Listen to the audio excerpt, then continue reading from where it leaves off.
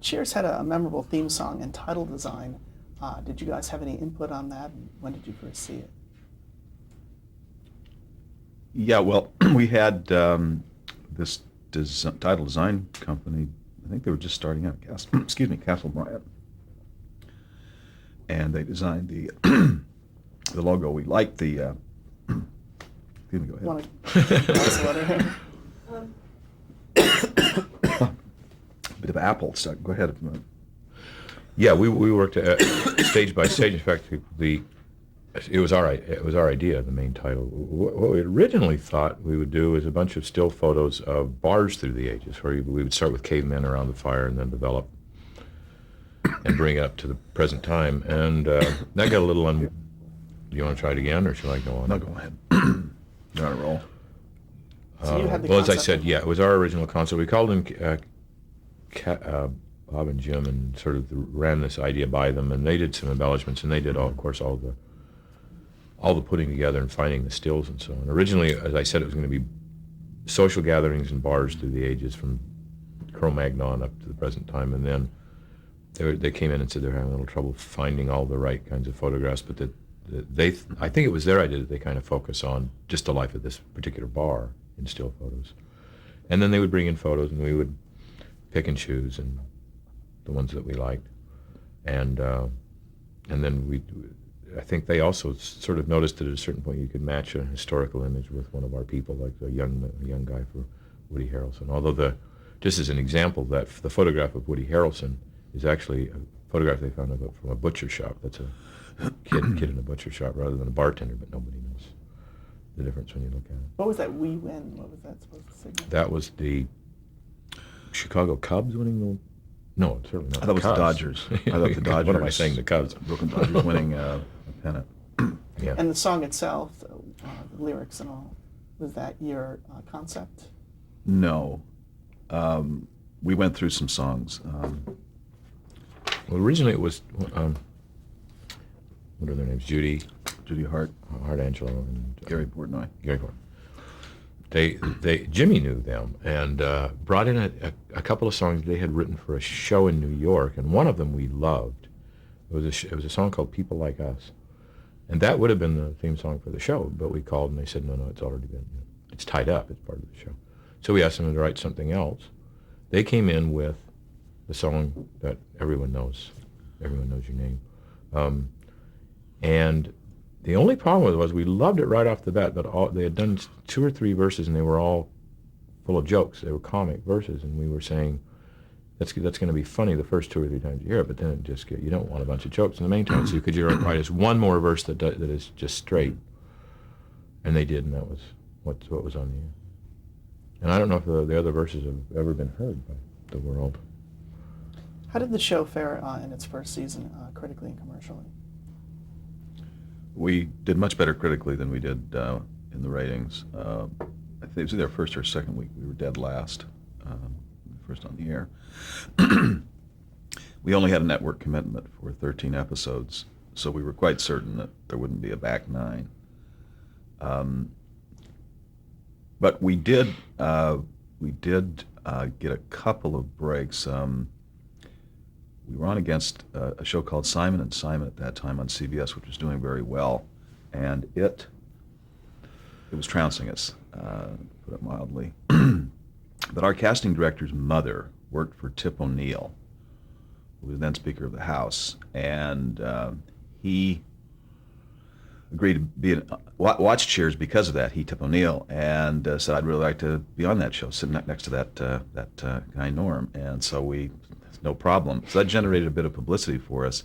We just had trouble with people sampling the show, but we got fairly good reviews, and the network liked us, and that's very important for a show. The network likes you, and we had friends there, and we would get, when the ratings would come out for the previous week, and we were faring badly, either Grant or Brandon or both of them would call and say, "Don't worry, you're doing well, you're doing good work," and that was really important. Silence would have spoke volumes, but they actually went out of their way. And fairly early in our run, when they had absolutely no reason to do it, they picked us up for the back 9, our ratings didn't justify it. But so we have at least a year. We'll do a good show, and at least, when we move on to other jobs, we'll say we did this show called Cheers, and we're kind of proud of what we did. So we also put a lot of intensity into that first season, because while we didn't get sampled in a satisfactory manner, we knew that every week somebody was going to watch us. When there was a repeat of Simon and Simon, they'd turn it over and see. And then the following year, that was 82, 83 season, in the Emmys of 83, we won a lot of Emmys, including Best Show, Best Comedy, and we were up against some pretty stiff competition in those days, including the last year of MASH, and the last year of Taxi, and Shelley won, we won, Jimmy won. I mean, it was, so finally people, there's this show Cheers, and it seemed, so then we started to getting sampled, and while the rating, we were not an overnight success by any means, they built fairly steadily and justified and then we thought, well, it looks like there's a chance at least we might last maybe 2 seasons, and dare we say it, 5, and then Cosby came along. I think it was in our 3rd year. I think we've been Third or fourth year, and sort of made NBC on Thursday night a place to be. We were huge. And there was another breakout character during the run of Fraser Crane. Can you talk about creating that character and writing that teleplay that he's in?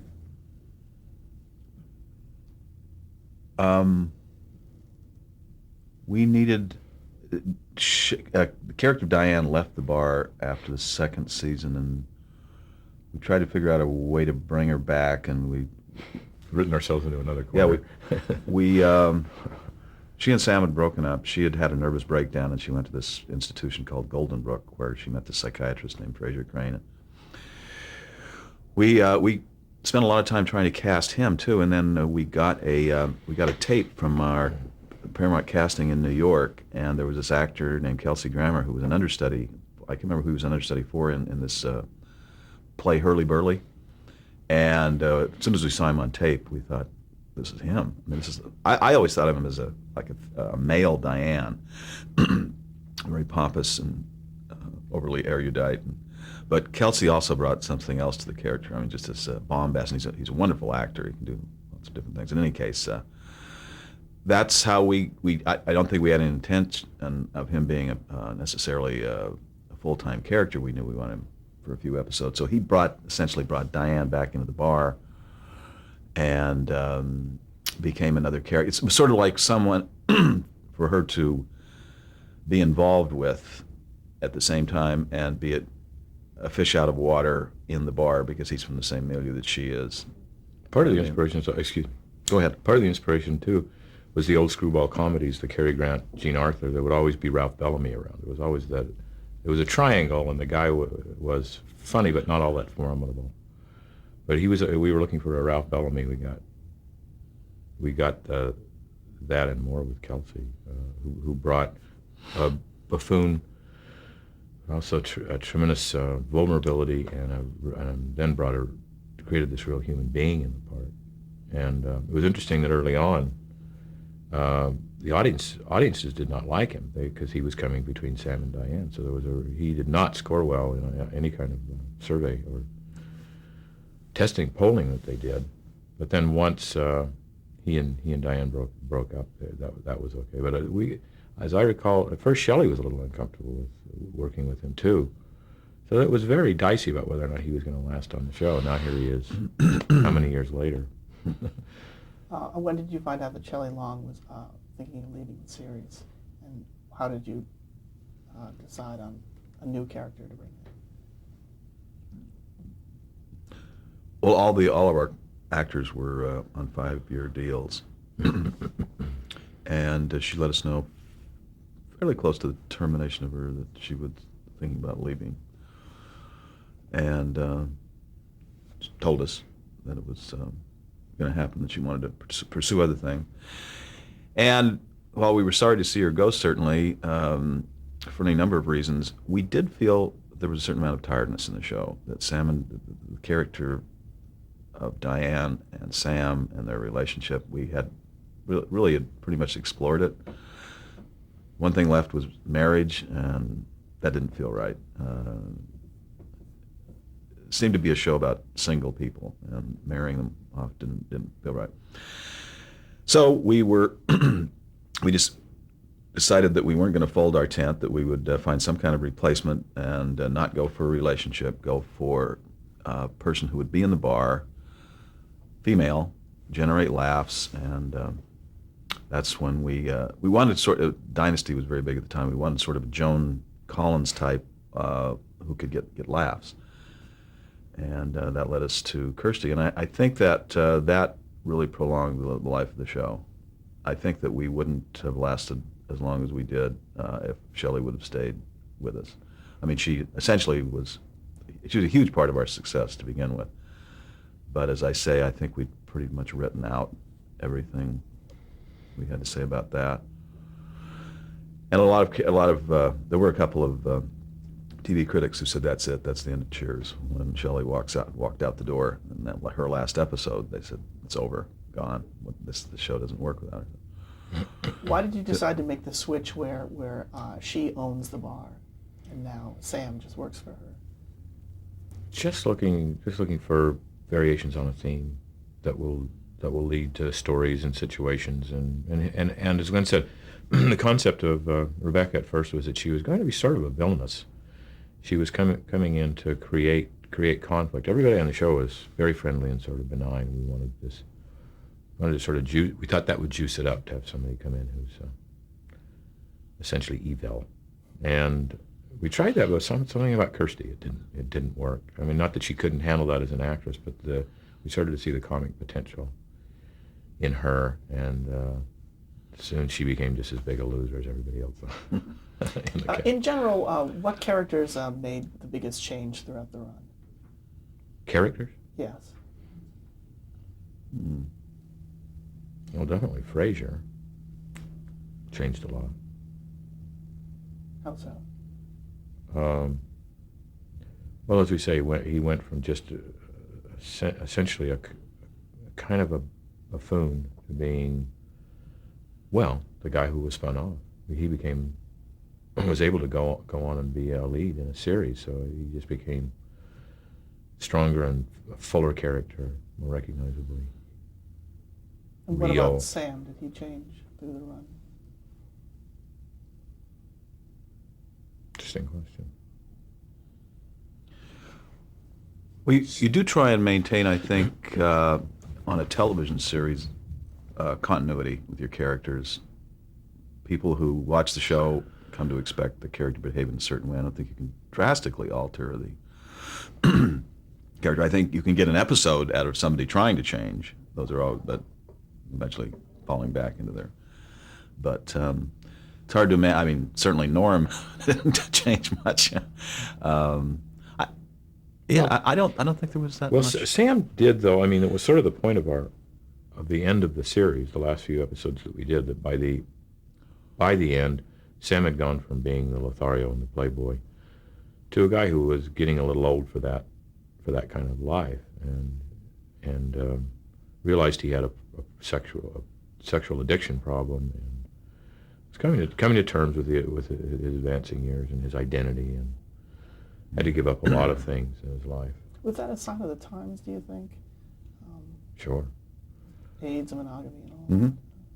We tried to do a show about Sam one time. It's a show about Sam having a girlfriend calling and saying she tested positive for AIDS, and he had to get tested himself, and was waiting to get the results, and was making all kinds of deals with God and so on. And it just we could not pull that show off. It just was too dramatic. It was too heavy a subject.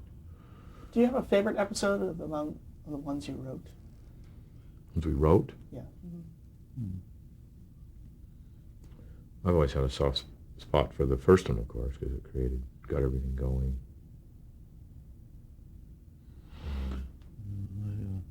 I like the last couple of shows of the first season, where they eventually get together. Such a romantic, this guy. You guys did a lot of part twos. You had interesting ways of bringing in the part two. rather than showing scenes of the part one, you'd have one of the characters explain what happened in the previous episode. Remember running some of those? We actually did a 3-parter once. 4, wasn't it? Or was it 4 3? part. The one with Kate Mulgrew. It was either 3 or 4, I'm not sure. Yeah, we were just always looking for fresh ways of doing something, and they didn't always work. But How do you think the series, the fact that it was filmed in front of a studio audience, helped the series? The actors like it. Some of them complain at first, but I think it combines the very best of theater and television. You get a new audience for every performance, essentially. And you sure find out real fast what works and what doesn't. And for writers, it's great pleasure to get that kind of feedback for your work. I would say the downside of that is that sometimes something is very funny on a stage in front of an audience, and on television it's not funny. And you're sitting in your living room watching television, and you hear these guffaws, and you're wondering, what are these people laughing at? This isn't funny. I noticed that there's a couple of shows on now where the audience is just having a great time, and it's totally unjustified by what I'm seeing on screen, at least. And it's like there's something going on in the audience that I'm not getting. yeah, a lot of big physical things will be a lot Right. funnier on stage than they are when you're watching them in the intimacy of your living room. The opposite will also happen. There's some very funny things that I will laugh at on a television screen that I don't think an audience on a Friday night necessarily would laugh at, little subtleties. And those tend to get lost in a 3-camera show because everybody thinks, well, that didn't work. You had some Technically, it very didn't, interesting so. guest stars on Cheers. Were there any favorites among the ones that you had? Cleese was very, very funny. Tip O'Neill, of course.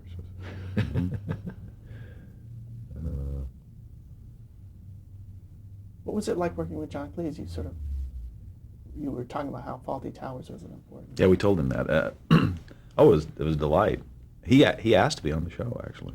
He said he was a big fan, and a very delightful person, very gracious, not at all a buffoon like this comedic persona might suggest. Very gracious, polite. Did an amazing thing. In fact, we were having trouble with the episode. We kept tweaking it and rewriting. He finally said, I think you're trying too hard to feed me in this show. You're trying too hard to make this my show. You should be writing it for Sam and Diane. Amazing thing for an actor to say, that you're giving me too much emphasis. And he was absolutely right. Once we shifted it around and made it a typical Cheers episode where he was just supporting, it worked very well. Now, during the run of Cheers, the two of you stepped back and let others sort of take charge. How did that work, and why did you do that? Well, it's a combination of well, we were just sort of wearing down a little bit.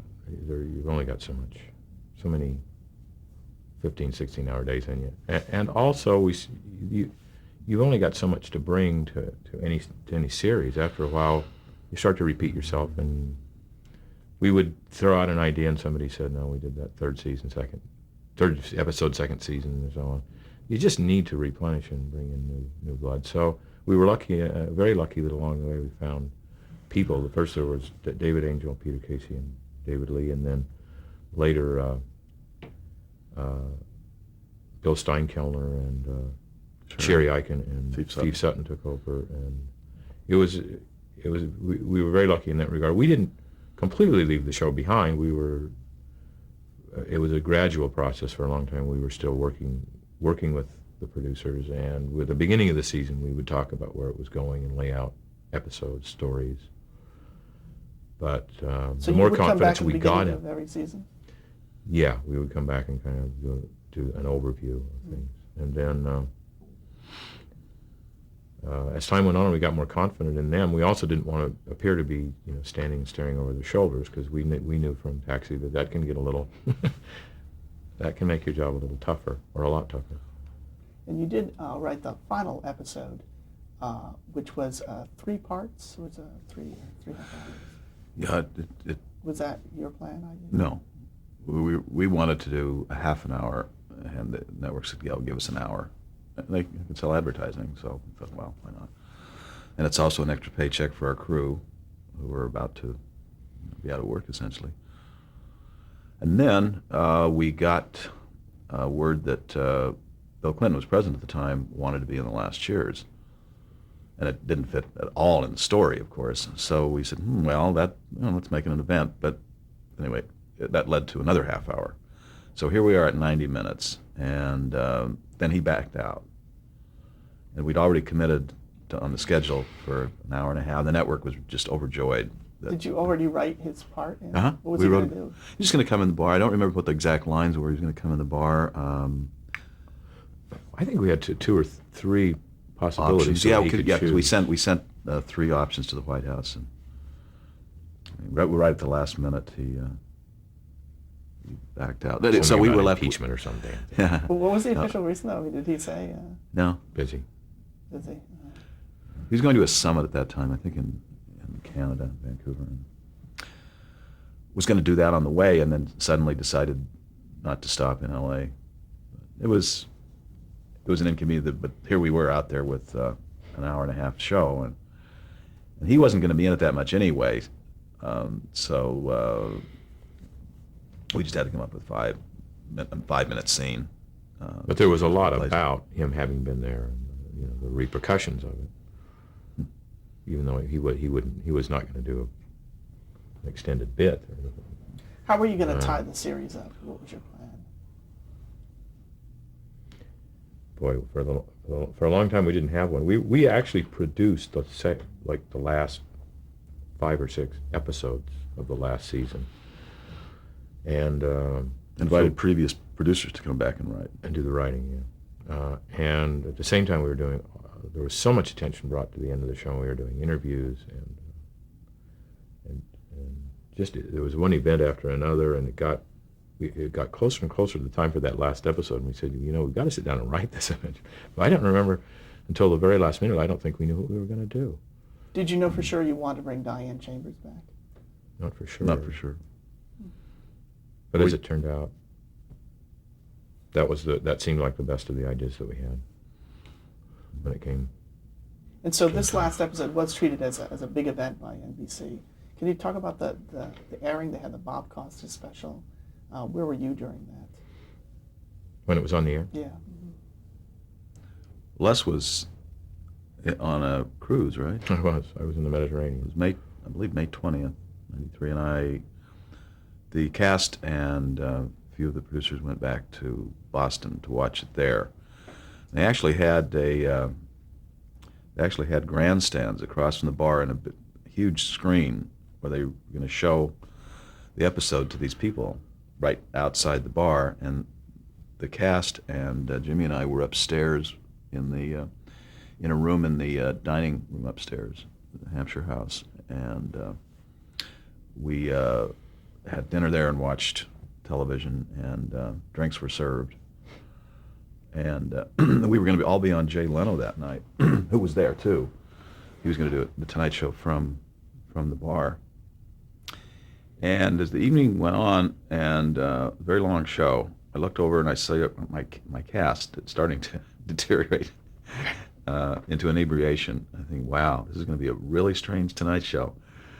Well, I'm sure there's going to be a period where we'll all have coffee, and well, it didn't happen. It was a long time before I saw a tape of that, and it was pretty bad. It was just the wrong thing to do.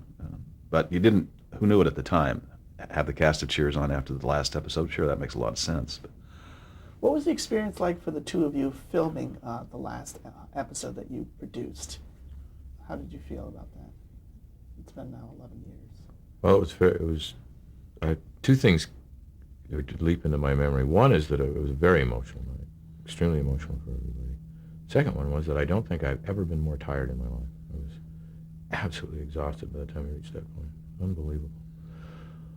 With all the attendant, everything. But we were all in tears after it was over. It was such a great run, great Why experience did the for show everybody. go off the air? What was the impetus? Well, part of it was, I guess, the real focal point of the decision was that Teddy decided he didn't want to do anymore. But I don't think anybody fought him very hard on it. We all felt like once again, we'd had a good run. And time to do something else. That's a long time for a television show, and I thought we'd explored pretty much everything we had to do with the concept. The network actually said, would you do Cheers without Ted Danson? And we declined. That's not Cheers. And it's sort of like trying to prop up a series that's tired. I want to. person is tired. Want you to both answer this individually. What do you think the legacy of Cheers is? Answered at the same time.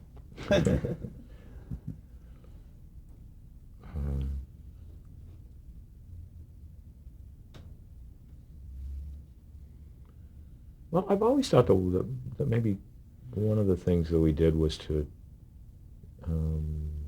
show where the rhythm was a little different from television.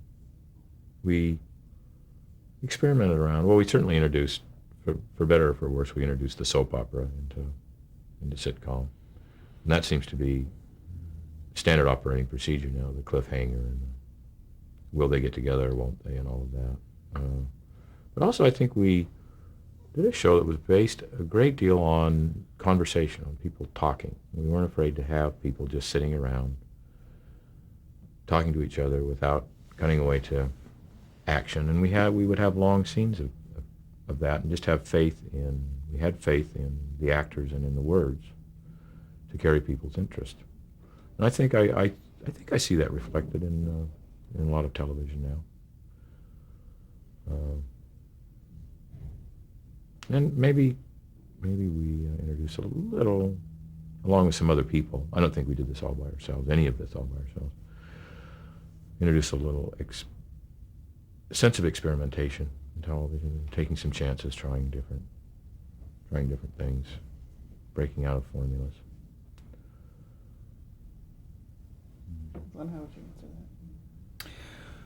Well, I think a couple of ways. I agree with what Les is saying. Jimmy once commented you could do Cheers on the radio. That it is essentially dialogue and talking.